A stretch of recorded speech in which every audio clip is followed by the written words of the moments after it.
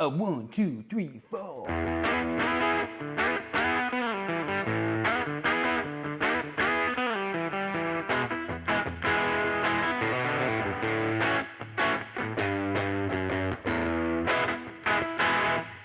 She was just 17. And you know what I mean.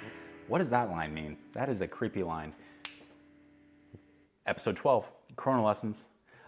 This one is a good one, I think. I think it's gonna be a good one. He's got out that 335, 13 and a half minutes long, 2 sides of practicing. This is gonna be a good mix of banter and lesson, I can tell. Got another response from Tommy yesterday. He was playing and he mentioned a comment offhandedly about like, you know, there's not that many real guitar players in the world. And I was just curious. I'm like, what is it in his mind a real guitar player? So I asked him, like, what do you mean about real guitar players? I'm like, I'm almost positive I'm not one, but I'm curious how you define it. And he says, what percentage of kids in the country that play high school football are good enough to have a legitimate shot at becoming a pro? Less than 1%? Way less than 1%? And I see where he's coming at now. So he means real guitar players. Yeah, so that's cool. But he's been replying to me. I think I've got him to reply a couple times in the last week, which has been nice. I've just been early to his videos, and I think he sees those ones. Anyways, let's get started. 2 sides practicing, episode 12.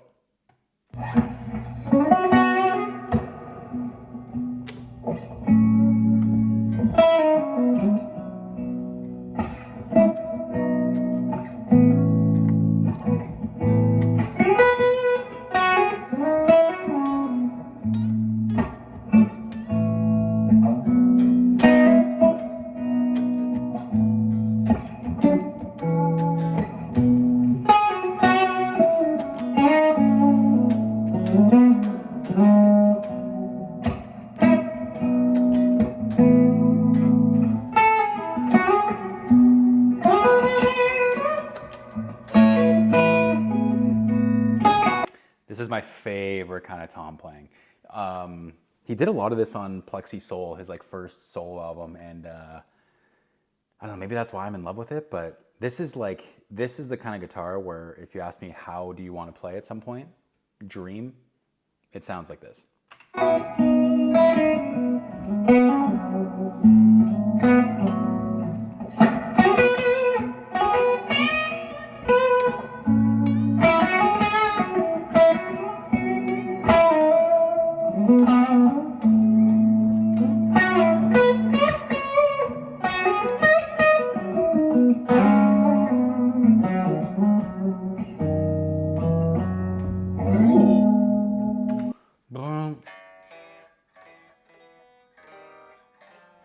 What was that?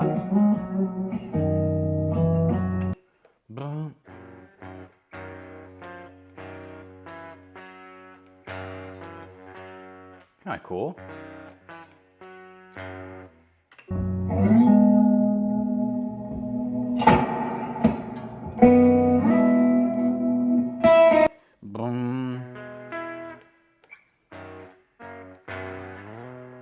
Like, who comes up with that?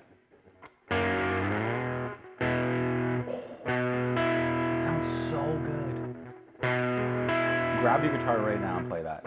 7, X, 6, 9. Sorry, not X. Forget about the X. 7, yeah, X, 6, 9. Yeah.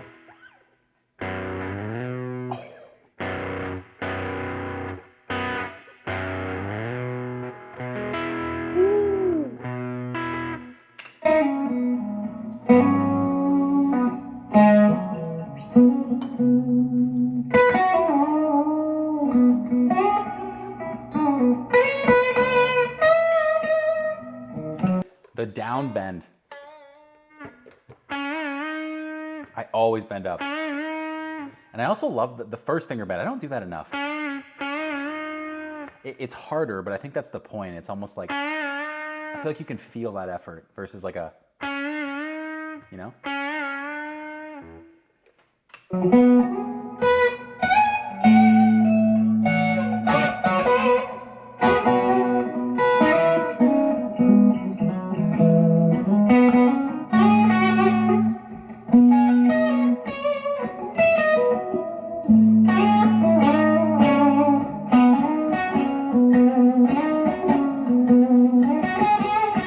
the thing too, is that earlier he was in some sort of like, something like that, some sort of like 2-to-1 thing. And I was kind of following like somewhere where he was on this guitar, but now all the time when I listen to Tom play, I'm like, have we switched it up? Like, are we still in that same, my ear isn't great, so I don't know if he's gone somewhere else. All right. There you go. Some 2-chord back and forth riffing there on Corona Lessons. Like, he can make 2 chords sound like that is insane. There's this great David Ryan Harris, John Mayer, and band Sharkey jam.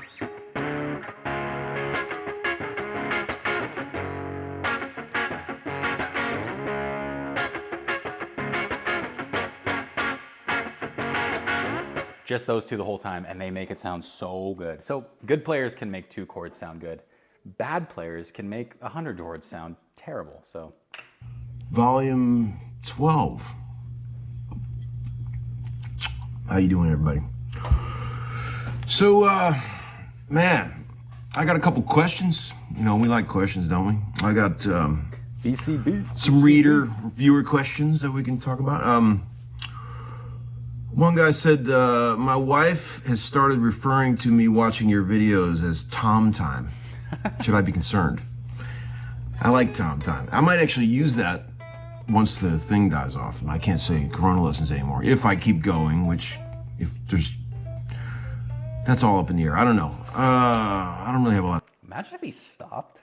That'd be crazy. I mean, I don't know. We wouldn't be here right now, but that's the point. That's crazy. I'm so glad he's kept going. The time to do this, you know, with the kids and everything. But anyway. And then I got another thoughtful question from a friend of mine, actually, via text. Fellow session player, amazing steel player, young fella, up and coming session guy. And he said, also, I know I'm pausing Tom here. Do you guys also do this thing where when you're just watching something, your guitar's not plugged in? Like whenever I watch TV at night or whatever it is, I'm just always holding the guitar. I'm doing nothing. I'm doing the same thing I do all day, just play nonsense, but I love it. I'll just do this sometimes, just nothing. The whole time. I don't know if you guys are the same. One thing I've been thinking about lately is how to approach practicing without just ingraining go-to patterns to fall back on. What does practice look like for a session guy with kids? Dude, I don't know if this lesson's just coming at a perfect time, but I really need to practice. I think I really need to start practicing. I've taken my noodling as far as it's gonna take me at this point. So let's see what Tom says. Great question. Yeah, like how does a grown man with a ton of responsibilities and family practice, you know, and what do you practice when you do practice? I can tell you what I do. I mean, I still play a lot of guitar. You know, I've been playing guitar since I was about 9 years old. And I mean playing guitar incessantly. So that's 42 years or whatever, 41 years. I mean, I learned how to play like pre-internet. So there was no distractions back in those days. You know, you could sit in a room for hours and hours and hours and play and not feel like you were missing anything. I mean, I would sit with turntables and vinyl records and just put the needle back and forth, just trying to learn, you know, by ear, because I can't read music or any of that shit. Yo, okay. We are incredibly blessed. We live in an age of information. You can have anything you want instantly at your fingertips. When it comes to music, pretty much any song you can imagine, there's probably a tutorial online, whatever, a tab. As great as that is, I kind of sometimes wish it was like how Tom was growing up, because if you sit down and you take the time to learn something by ear, even if it's really easy, you remember it. I can't tell you how many songs I've learned, just looked up a few tabs, and whatever we're playing along. I burped. The guy who just commented a few videos ago saying that was gross. That one's for you. I'm jealous of this. Not that I can't not do it. I have a record player. I could sit on Spotify and try and figure it out, but we've gotten so used to the instantaneous gratification that my brain can't handle it. I'm just stupid. Stupid and dumb and dopamine filled these days, so. Or dopamine deprived, I should say.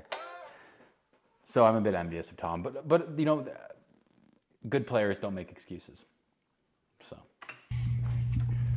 You know, put on some record that I wanted to learn, and then I would just try to figure it out by ear, you know. And I feel that served me well in this life, you know. Being a session man, you know, people say that I'm like a human jukebox, right? I mean, people are always joking around. I know every classic rock song ever written, and I would agree with that. You know, I don't say every song. I mean, I know a lot of classic rock songs. I'm pretty fun at parties, you know. If somebody can sing, because I can't sing, I can pretty much play any, you know, FM radio song of the 60s, 70s, 80s, you know, in the original key. And the reason why I have a good retention. We were having the discussion under the Ripples video about Sarah not sounding good, singing or whatever. And someone commented that Tom is adamant on playing songs in their original key. And I think that Ripples song was, so maybe that's why it was at the bottom end of her register or whatever, but he just referenced it again there. For that stuff, I don't know. But I've always just been fascinated by how records work, you know. Like when I listen to a record, I don't just check out the guitar. I mean, I'm listening to the whole record, everything that's happening on there. That's something I really need to get better at too. I love music. I love music production. I love creating music, the whole idea of creating music. But just because I've been playing guitar for so long, I get locked in on the guitar parts. Not a bad thing necessarily, but there are times, I think there's a song 10 Years Gone by Zeppelin, and there's a lyric in there that's beautiful. And I remember probably 7 years after I first heard it, I finally heard that lyric, and I was like, I've been listening to this instrumental that whole time. Never once did I actually listen to the words, so yeah, bit cursed that way. The way the instruments are working together, because I play a bunch of different instruments, you know, and I'm always listening to the bass, the drums, mainly the vocals. That's my thing, you know. I'm like checking out the lyrics, I'm listening to the singers. The singers are what get me going more than anything, way more than guitar players. And I would kill to be a singer. I mean, I can't sing for shit, but I'm so envious of people that can, you know. So I'm just a frustrated guitar player trying to emote, you know, through my guitar, what I probably wish that I was singing, you know. So I wonder if that's one of those grass is greener things. Like, I envy Tom for his guitar playing, and of course he's at the top of his game now, but I wonder if just like you get there, all of a sudden you've dedicated all this time to guitar. Obviously you're not going to be also a phenomenal singer. You know, you kind of have to put your eggs in one basket at some point. I just wonder if that envy is just from the fact that he's not that he likes it more necessarily. I don't know. Well, let's think about this in terms of practice, okay? The question was, how do you practice? I feel like a good part of the practice routine of like a guitar player or any musician should be going back and learning a bunch of old songs that are amazing. Songs that are high in musical nutrients, you know, like any Beatles stuff, or just musical nutrients is a good word. Beatles. Any cool old song that's got some really cool harmonic content that you can learn something from, you know. Check out the song. Check out the way the instruments are working together. Literally, the song I was playing at the beginning of the video,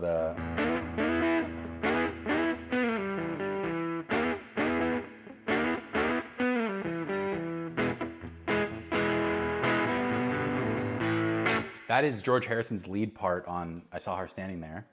And I remember I only learned that because Tom was like, you want homework? Like, go learn every Beatles song. And so I went in order, and that's the first song off their first album. And I heard George Harrison's lead part, and I was like, how old were these guys when they came up with this? Like, I know that's their poppy stuff, but so good. So good. So he's got a point. I need to be better at doing that. I'm such a slug, man. I'm upset at myself at how bad I am at guitar, but I don't do anything about it. why does the guitar part sound so cool against that bass part or whatever, you know? And really learn them. Don't just fake it, you know, figure out what the little nuances that make these songs incredible are, you know, like I do that all the time. I'm constantly, anytime I'm driving around in my car and I'm hearing the radio or if I ever hear a classic rock song go by that I like and I don't know the chords, I get pissed. I'm like, shit, I don't know that song. I'll have to go home immediately and learn it. That's just the way I am. It's weird. But like for example, like I'll get lost on these tangents. Like I got into Chuck Berry recently. You know, like I went back and really rediscovered some Chuck Berry. You know, I've always loved him. You know, but like, have you ever sat and really tried to play the intro to Johnny B. Good and make it sound just like fucking Chuck Berry? It's not easy. I spent a whole day trying to get that just right, and I gave up. I just couldn't make it feel the way he makes it feel, you know? One of the things about being a session player... In all fairness, Chuck Berry pretty much only ever played that intro on all of his songs, so he had some practice. ...is that, you know, you're called on a lot of times to conjure sound, like familiar sounds that people want. They'll make references, you know. I want it to sound like this record or that record, and you have to know how to get those sounds. And I make it a point to like catalog that stuff in my brain. You know, when I listen to a particular idiom of music, I'm focusing in on what the heart of that stuff is. You know, like what is really happening inside what that guy's playing right there to really make it feel emotionally the way it feels, right? There's so much to learn, man. I mean, guitar players is like the fake things. They think they know an old song, you know. I know how to play that, but they really don't know how to play it, and they can't make it feel the way it really feels on the record. And that's what I've tried like hell to do. I mean, I have gone to the ends of the earth to try to learn stuff the right way, you know, really learn a song. Like that song I put up on a couple of volumes ago, the Genesis thing with Sarah. It took me like a whole day to learn that. I mean, I really studied those voicings of those chords and like, I didn't want to just play the basic versions of those voicings. I wanted to get it to sound just like the record. And I learned a lot by doing that. And I think that people should do that. So aside from that, you know, that sort of mental practicing where it opens your mind when you learn new songs, there's also the muscular sort of physical part of practicing, you know? It's like those finger exercises, the picking exercises I was talking about yesterday, that stuff is all like, that's all part of the motor, you know? I have to keep my hands working together. There has to be total dexterity between the two hands. So I practice things that keep the two hands together. You know, like I feel like that's like, remember like in RoboCop when he got shot up and they were trying to rebuild RoboCop and they had him like... I think that's a bit before my time. I was born in '98, so... I've never seen RoboCop. The only RoboCop I know is Kanye West's song off of 808 and Heartbreaks. That's good. Laser focusing his guns at the targets, trying to, you know, that's what I feel like I'm doing when I practice guitar, you know, like just to keep my hands sharp, you know. And then, you know, so that the mechanical part is one thing, and then just the learning and the learning part is what keeps it fresh. If you just keep playing the same riffs, you know, over and over, it just gets super boring. And you get in ruts and you get stuck and you feel like you're not learning anything. Let's see. That was a rant. Here's another thing, and then I'm going to leave you guys alone for today. I've said this in many lessons when I've talked to people. I view the guitar as a planar, Planar instrument.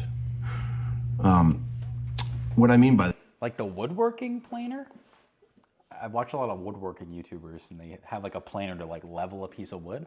that is that I view it going like this, like Planes. across the fretboard. You see? Like this F, this F, this F, this F, this F. Those are all the exact same note, but it's on all different strings, right? So if you go on the first fret, if you go, and then on the B string,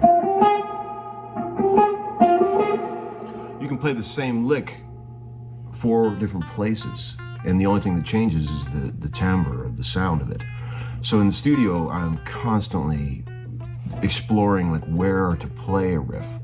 Like if you wanted to, that's one sound. That's another sound.